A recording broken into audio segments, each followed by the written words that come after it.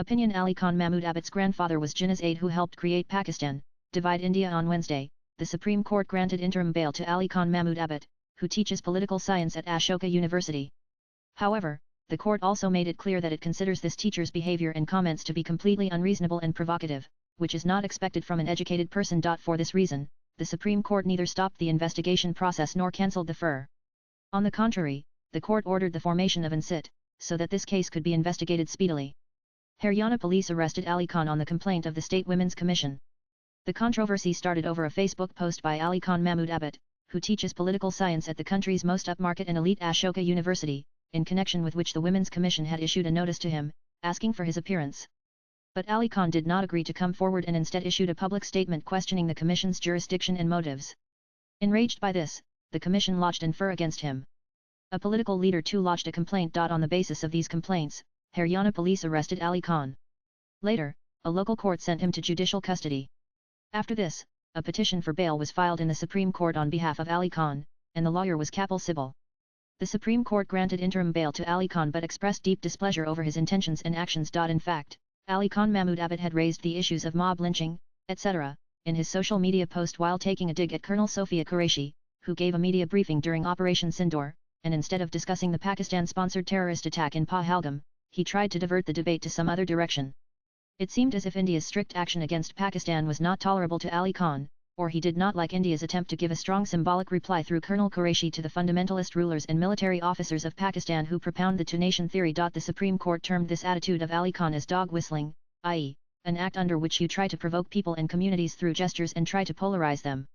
The Supreme Court clearly said that when the country was trying to teach Pakistan a lesson under Operation Sindoor after the terrorist attack in Pahalgam in which 26 people lost their lives, Ali Khan Mahmudabad tried to take the debate in another direction through his post, which cannot be justified in the name of freedom of speech in such an environment. The question arises as to why Ali Khan Mahmudabad did this.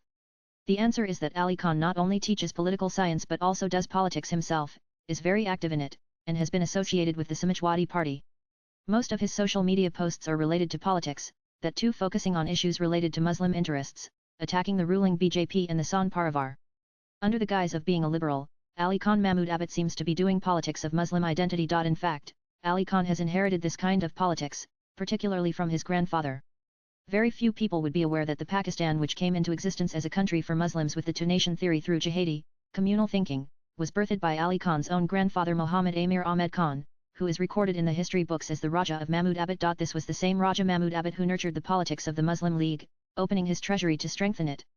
Mahmudabad was a very prosperous talukdari in the then United Provinces, and currently it is a part of Siddipur district of Uttar Pradesh and is also an assembly constituency. Raja Mahmudabad formerly played the role of treasurer of the Muslim League. Raja Mahmudabad was a close associate of Pakistan's founder, Muhammad Ali Jinnah, and was deeply involved in the conspiracy to create Pakistan by dividing India. It would also be interesting to note that the founder vice-chancellor of Aligarh Muslim University, from which the poisonous tree called Pakistan got the most enrichment, water and ideological support, was Raja Mahmudabad's father, Muhammad Ali Muhammad Khan, the then king of Mahmudabad. In terms of communal extremism, Raja Mahmudabad Muhammad Amir Ahmed Khan was 2 steps ahead of Muhammad Ali Jinnah. The situation was such that while Jinnah kept saying that people of all communities could live together here after the formation of Pakistan, Raja Mahmudabad was intent on creating Pakistan as an Islamic state in 1939 itself. A glimpse of this is clearly seen in the letter that Raja Mahmudabad had written to one of his friends and historian Mahbul Hassan. He had written in the letter, "When we speak of democracy in Islam, it is not democracy in the government but in the cultural and social aspects of life. Islam is totalitarian, there is no denying about it. It is the Quran that we should turn to. It is the dictatorship of the Quranic laws that we want and that we will have, but not through non-violence and Gandhian truth." This letter gives an idea of how violent, jihadi and communal the thoughts of Raja Mahmudabad were. Keep in mind that when this letter was written, Jinnah was not that radical and had scolded Raja Mahmudabad for writing such a letter. Jinnah was also worried that if such ideas about what the future Pakistan would be like came out, then his Pakistan project might be in danger. Even though Jinnah wanted to keep his real intentions hidden, Raja Mahmudabad had no such problems. That is why he also played an important role in the formation of the Muslim National Guards. This organization not only left no stone unturned in killing Hindus and Sikhs on a communal basis before the partition of India, but also during and after that loot, murder and rape were its agenda, and it did not hesitate to use swords and guns. However, when it was decided that Pakistan would come into existence, Raja Mahmudabad thought of saving his properties. After all, he had real estate worth hundreds of crores not only in Lucknow and its surrounding areas, but also in Mahmudabad and many parts of the country. Even though Muslims influenced by their communal thinking were flocking to their dream country, Pakistan, leaving behind their permanent properties, both Jinnah and Raja Mahmudabat were worried about their palaces and the rest of their permanent properties that would remain in India. It is well known that even after becoming the Governor-General of Pakistan, Jinnah kept pleading to retain his right over his palatial house in Mumbai, kept writing letters to Jawaharlal Nehru, kept dreaming of collecting the rent of the house, and kept dreaming of visiting there from time to time. But very few people know what trick Raja Mahmudabat played to save his property worth crores and how he played it. Famous historian Ishtiaq Ahmed has revealed this in his article written for the newspaper Friday Times, published from Pakistan. He has said that when Jinnah came to Karachi from Mumbai on August 7, 1947, to take over the reins of his dream country, Pakistan, which was taking shape a week later, Raja Mahmudabat also came to Pakistan like him. But as on August 14, 1947, when Pakistan was officially, artificially, coming into existence as a separate country for Muslims, Raja Mahmudabat had mysteriously left Quetta a day before in a Dakota plane for the Iranian city of Zaydan. Raja Mahmudabat himself was a Shia, and he had gone to Shia-dominated Iran as part of a well-thought-out strategy to create a special excuse. Ishtiaq Ahmed realized this when he wrote an article on the fundamentalist aspect of the Pakistan movement in 2002, and as soon as this article was published, he received an email from one of Raja Mahmudabat's grandsons with a request to write an article in which it should be strongly put forward that Raja Mahmudabat had left Quetta and gone to Iran on August 13 itself, and hence he was not a citizen of Pakistan. The intention was to prove that since Raja Mahmudabat was not in Pakistan on the day it came into existence, his Indian citizenship should continue. The effort was to ensure that his sons and grandsons achieve what Raja Mahmudabat could not in his lifetime. The focus was on the property of the Mahmudabat estate. On the one hand, getting Pakistan, and on the other hand, not losing their property in India, was the dream of Raja Mahmudabat and his heirs. But this intention of Raja Mahmudabat and his heirs could not succeed. First, their dream country itself lost its steam, that too within just a decade. Raja Mahmudabat had thought that after the success of the Pakistan project, he would rule there comfortably.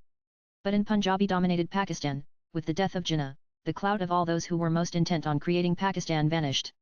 The Punjabis gave them a clear signal that there was no place for the dominance of Muhajirs in Pakistan. Only the sons of the soil would rule here. All the Muslims who migrated to Pakistan were declared Muhajirs refugees with the establishment of Pakistan. Raja Mahmudabat and all the special and not so special people like him who had played big gambles to turn the dream of Pakistan into reality, even not shying away from shedding blood and doing communal politics, were reduced to second-class citizens.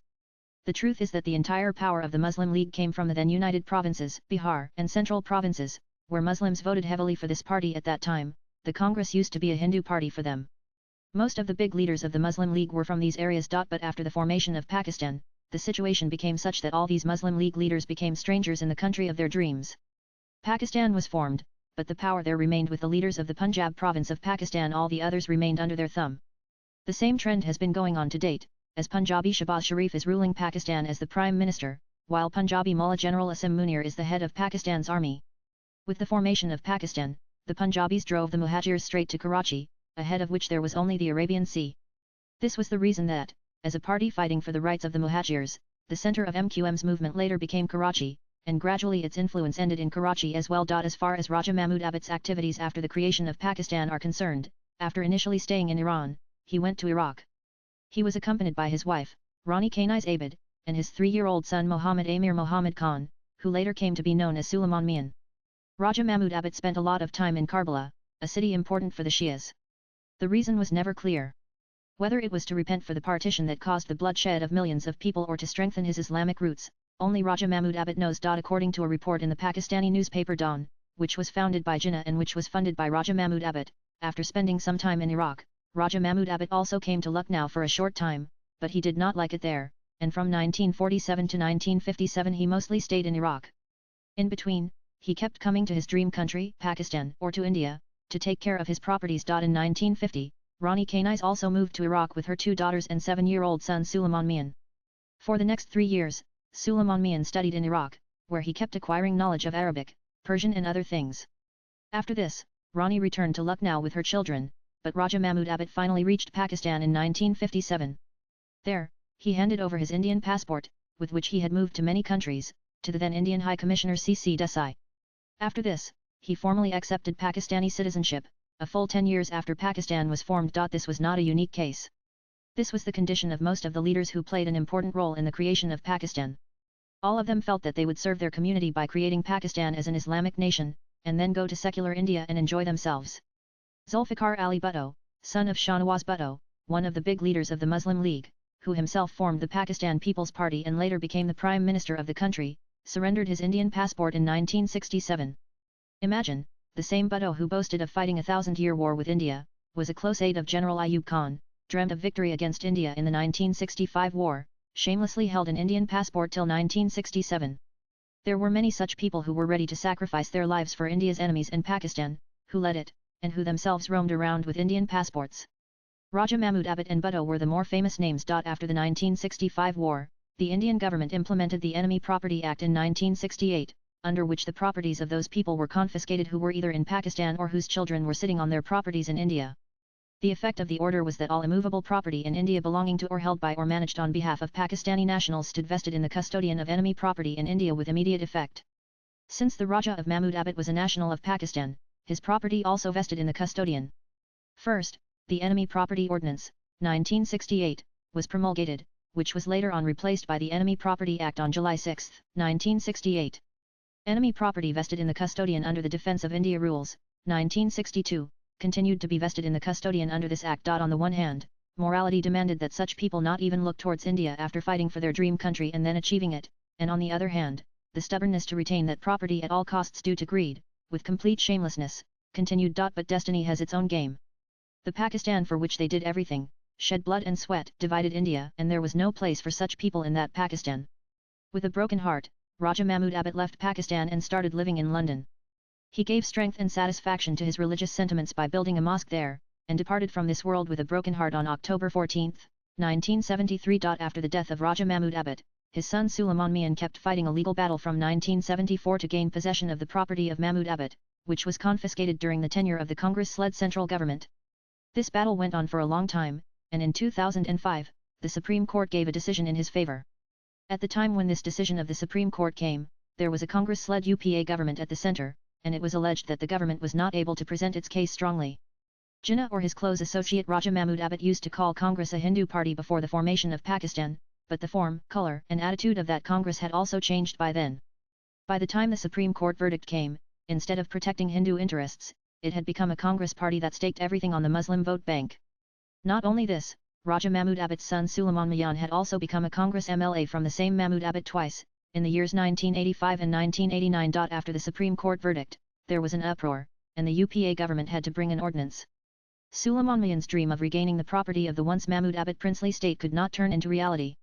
Raja Mahmudabads' property once also included Lucknow's Butler Palace, which is under the control of the government today. Swipe left for next video. With the dream of acquiring properties worth crores of rupees in his heart, Suleiman Mian passed away on October 4, 2023. There was no possibility of his dream being fulfilled, because the NDA government, which came to power in 2014 under the leadership of Narendra Modi, made the Enemy Property Act even more stringent in 2017, under which it was said that not only the enemy but even his heirs cannot claim rights over the property confiscated under this act, even if they are living in India instead of Pakistan. UPA did not try to make the amendment after the lapse of the ordinance, fearing Muslim backlash. That's why the Modi government made the necessary changes in the act to thwart any attempt to claim the properties by the heirs of the people declared as enemies. Suleiman Mian is no more, but his sons still lament, remembering the prosperity of their ancestors. One of the two sons of Suleiman Mian, Ali Khan, still adds Mahmudabads to his name, to keep himself connected to that history, which was once the most prosperous Talukdari, princely state of Awadh, and whose then ruler, Raja Mahmudabads, while doing Muslim League politics, created Pakistan, dividing India. In the same tradition, if Ali Khan plays the Muslim card in a subtle manner, and if he criticizes the Indian government instead of the Pakistani government and army, then where is the surprise? The good thing is that the Supreme Court has exposed the real mentality of Ali Khan Mahmudabads by referring to dog whistling in its comments. Till now, the section that supports and does politics of the Muslim vote bank was calling Ali Khan a liberal and raising its voice in his support, instead of criticizing his absurd comments, calling it freedom of expression and creating a perception as if democracy had ended in India. Latest blogs.